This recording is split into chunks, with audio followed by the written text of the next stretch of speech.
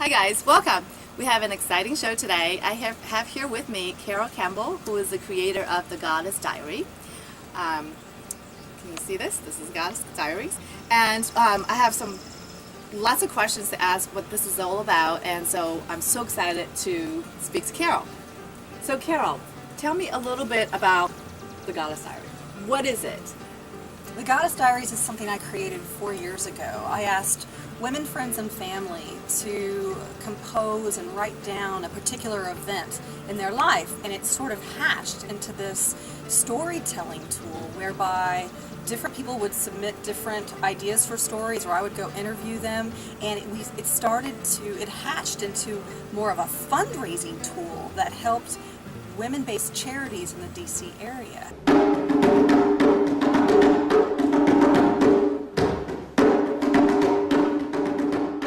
How did you get this started? Like, what inspired you to get this project going? I co-produced the Vagina Monologues in 2000. Wow, the names are fantastic. Yeah, let me explain. As a fundraiser for our little church in Oakton, and a lot of people don't know this, but the Vagina Monologues is used as a fundraising tool as well as to raise awareness about horrific events that are happening around the world. So it really pays homage to these critical issues for girls and women. It's basically trying to stop violence against girls and women. Right. So I saw when we co-produced this how not just the women involved who did this show, the cast and the crew, and how they bonded and how it just lifted them up. It was so inspiring for them, and how it woke up my sleepy little town, and we raised all this money, all this awareness, plus we were raising, that money also went to the Artemis House, which is a woman's domestic violence shelter in Fairfax County. One of the interviews, one of the stories or dual monologues that we do is about two women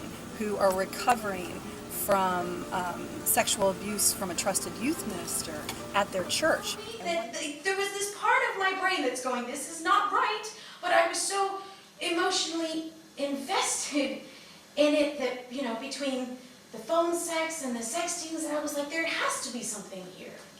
I'm walking around stoned out of my mind because, we talked about how we should recreate the ski trip experience, and he gave me a bunch of pills, and I couldn't even find him, and didn't anybody notice I was only 15? And what they found was, no matter who they told and everyone they told it to, no one was listening. So they finally went to the Washington Post, and it was a front page below the fold article, and it finally just kind of blew up, and that was when they finally took notice. These women were involved in the Goddess Diaries with me, telling their story, and the wisdom that came out of that was, you tell your truth until people listen. Right, and I feel like as women we tell things from a different perspective.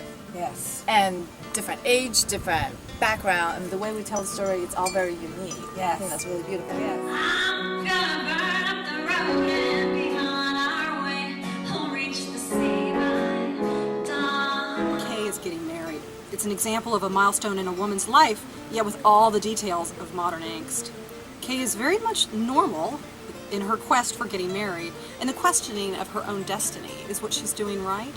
And so we see the arc of her story is ultimately unfolding of her decision-making process about getting married. Finally getting married.